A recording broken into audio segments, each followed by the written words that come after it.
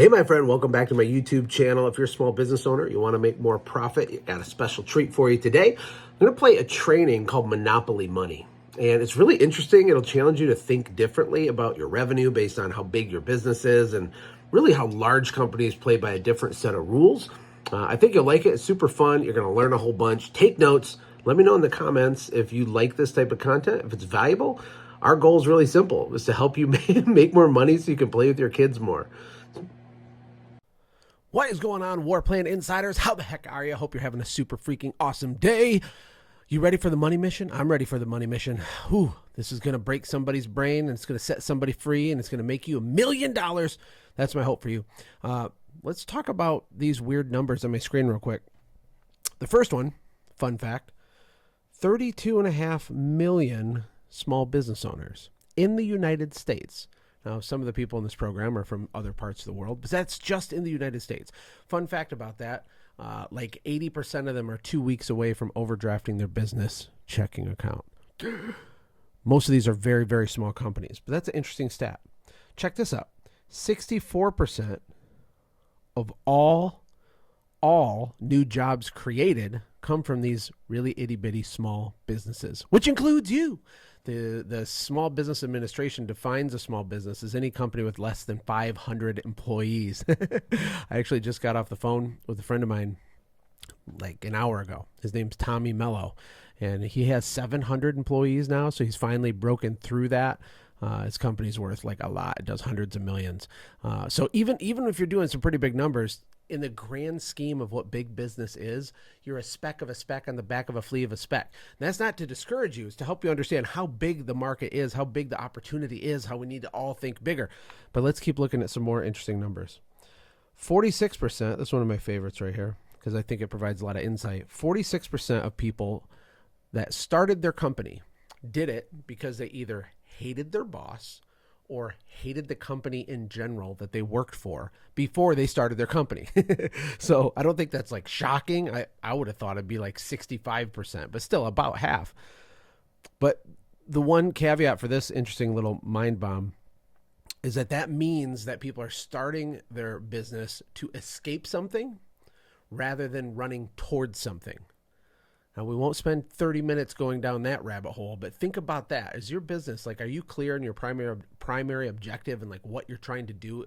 Or were you just trying to get out of a bad situation? Were you running away from a boss, or are you running towards a vision for your life? Just don't overthink it, but that's interesting. I think this is fascinating. 188%. Generation Z. Now, I'm technically a millennial, barely. I'm Gen X, but barely kind of right on the line there. You have Gen X and millennials and Gen Z, I believe. They're 188% more likely to start a business than most of your generations were. Isn't that interesting? I'm not sure if there's any Gen Zers insiders. There might be a couple.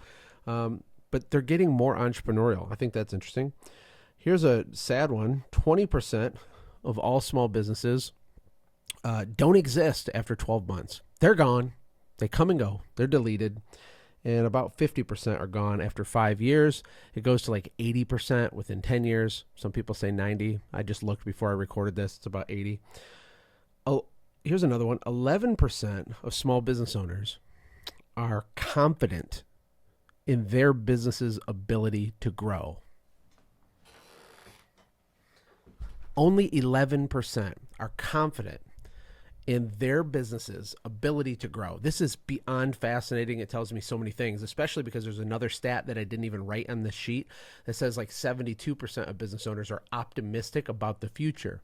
And so there's this cognitive dissonance where they're optimistic about the future generally, but only 11% of those same people that say they're optimists are confident in their business's ability to grow.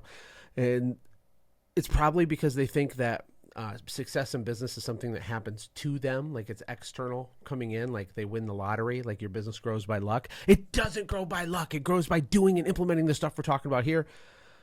It's so sad. There's so many people that need to be rescued from this bad thinking. 81% of business owners work overtime, which, you know, if you think 40 hours a week's a lot, I mean, come on. I mean, the goal isn't to work your life away, okay? But it's not a lot. 40 hours a week is like a part-time job, especially if you're in grind startup mode. So I'm not surprised by that. And then check this out. 44% of entrepreneurs started their company when they had at least 2 kids already. They were married and had 2 kids. 44%, almost half. Now here's the moral of the story. Here's how I put a bow on this and turn it into money for you. You ready? It's the one common trait.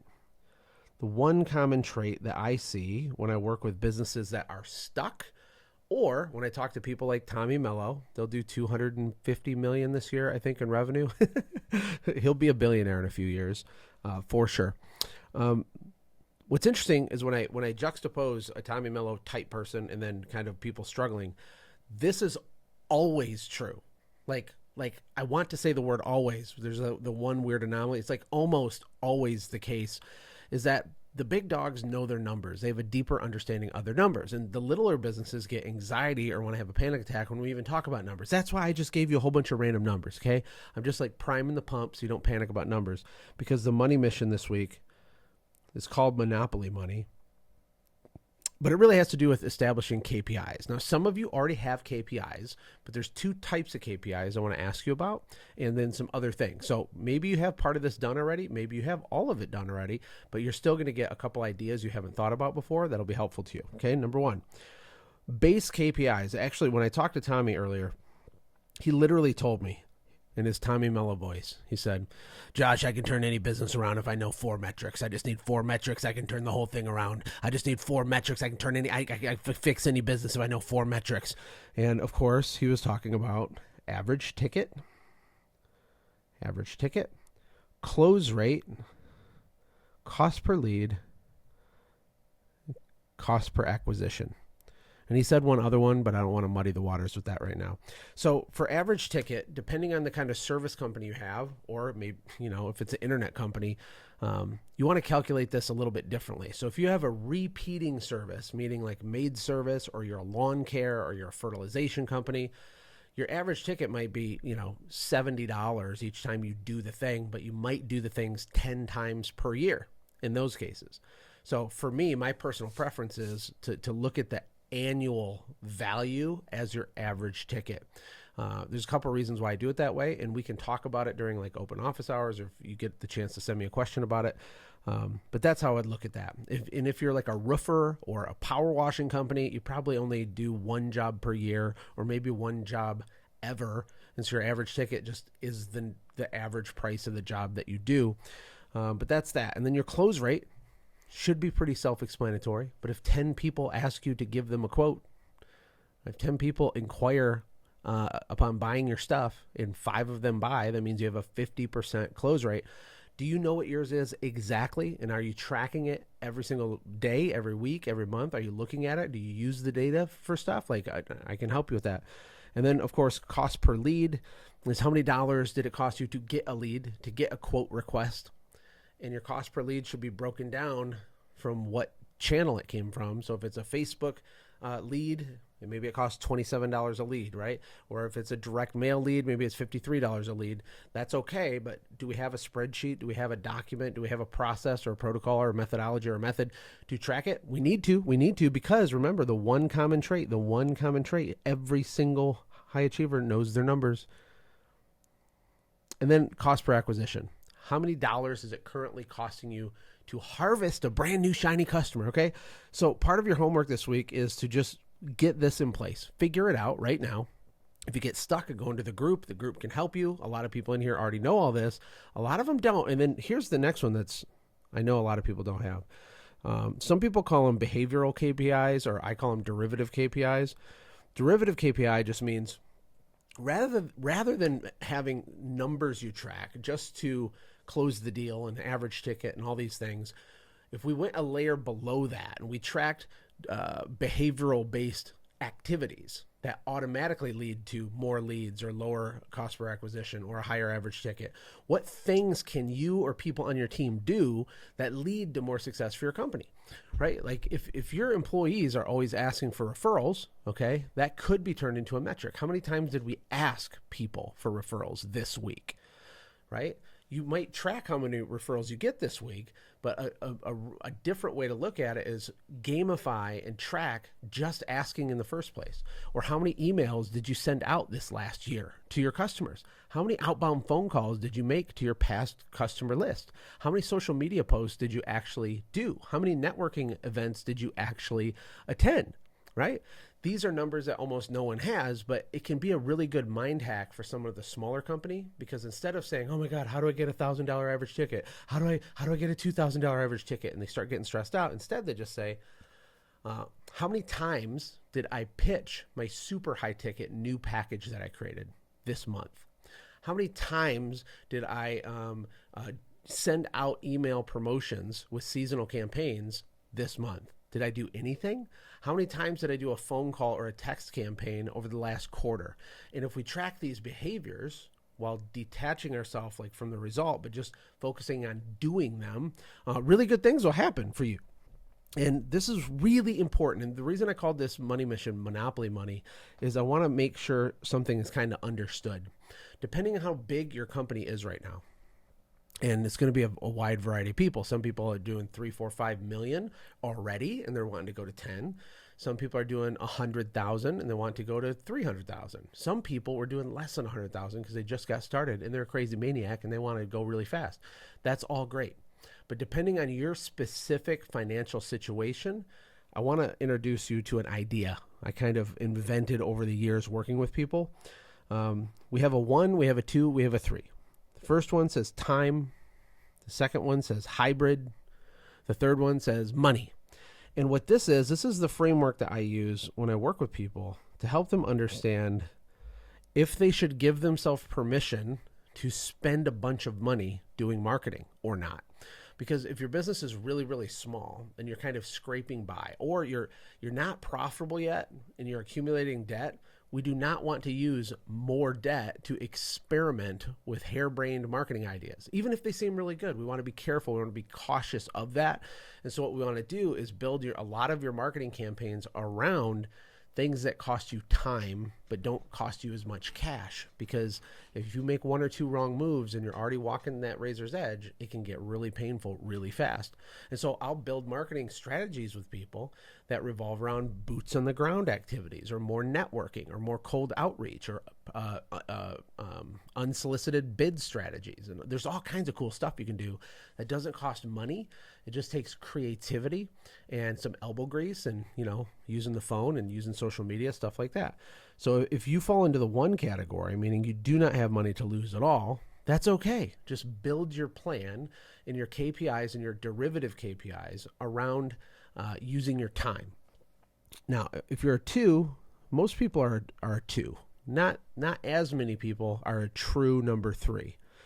A 2 is where you can use money. Maybe certain times of the year you have extra money and you can reinvest that into marketing and paid marketing, and you can crank up your Google AdWords. You can turn on Facebook ads. You can play the game of direct mail, but maybe only during the summer.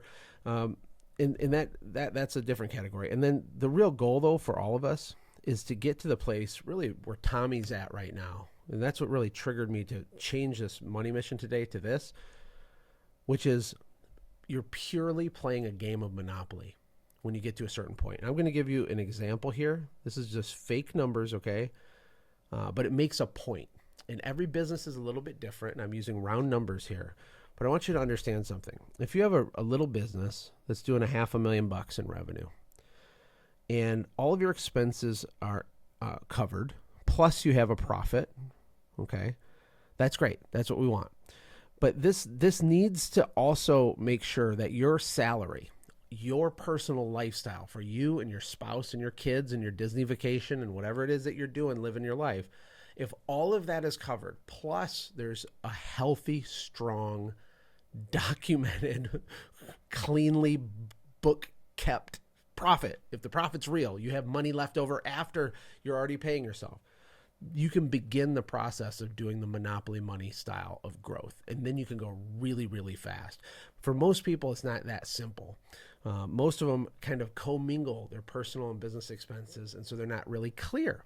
But again, this is why digging into your numbers is such a huge deal. It can be intimidating. Maybe we can form little cohorts of people in this group. I can bring in, some financial experts if people have really deep questions and things. But this is a problem that has to get figured out for you, because for you to actually just pull levers and push buttons and turn dials in your business to get big, we have to have a bunch of profit, and your personal lifestyle has to be paid for without you having a hyperventilation attack if one of your marketing campaigns fails. You know, Dan Kennedy is famous for saying that whoever can spend the most to acquire a customer wins.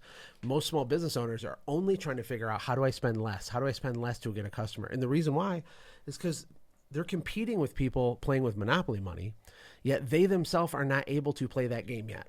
They're not able to, because these big companies, they understand that the lifetime value of one of their customers is $5,000, and they'll spend up to $1,000 to get a customer. Where you, on the other hand, realize you only make $1,000 a year on a customer. You only make $200 in profit. Man, if I spend the whole $200, now I don't have any profit. Now I don't have enough to pay my bills, right? And so you can't play by the same rules. Don't think about how to make marketing cheaper. A better way is to think about how to make your customers worth more money to you, so that you're not as stressed out. You know, the bigger companies, what they're stressed out about is, how do I spend more money on acquisition? I can't find more ads to buy. I've maxed out kind of the ad channels. And so they do all kinds of weird conversations regarding that. So here's my question for you for today. Are you a 1, a 2, or a 3 when it comes to this? Are you someone that needs to build your plan based around time primarily? Or can it be a hybrid? And if so, what months can you spend money? Or can we just invest money? Can we do experiments without threatening your financial health, so that when we figure out your lever with the right foot in the door offer, bounced off this right seasonal campaign with the right decoy offer and the high ticket package that you have, and all the things we've been talking about in Insiders, once those economics hit, you scale it. You make $1 million just like that, right? Which one of those 3 are you? And then, are your KPIs defined? Your basic ones, like your average ticket and your cost per lead, your cost per acquisition, your close rate. Those 4 are kind of the minimums. Are they defined? And then, are your derivative KPIs defined? It could be something like, how many days this month did I get up before 6 a.m.? How many days this month did I go to the gym? That could technically be a derivative KPI for you if you're an up and down emotional person who procrastinates. Instead of saying, I got to do more stuff and work harder, if you just go to the gym, then it's easier to work harder, right? That's why it's a derivative goal, a derivative KPI. Have you thought about those? Is there anything, 1 or 2 or 3 things that'd be useful? How many doors did you knock this month? How many yard signs did you put out this month, right? Okay, and then we have the last one, which is, we need all this on a dashboard. We need it tracked somewhere. Some people use fancy software to display it. Some people just put it in a Google Sheet. You can use a whiteboard in your office as long as it's being updated. I'm curious in the group that you let me know, how are you tracking it? Where do you track your KPIs? What did you learn from this lesson? What's your big epiphany? Do you recognize that there's one common trait among all the high achievers, is that they understand their numbers much more than the average person? I don't want you to be average. That's not why we're here. So anyway, I wish you all the best. Take care. God bless.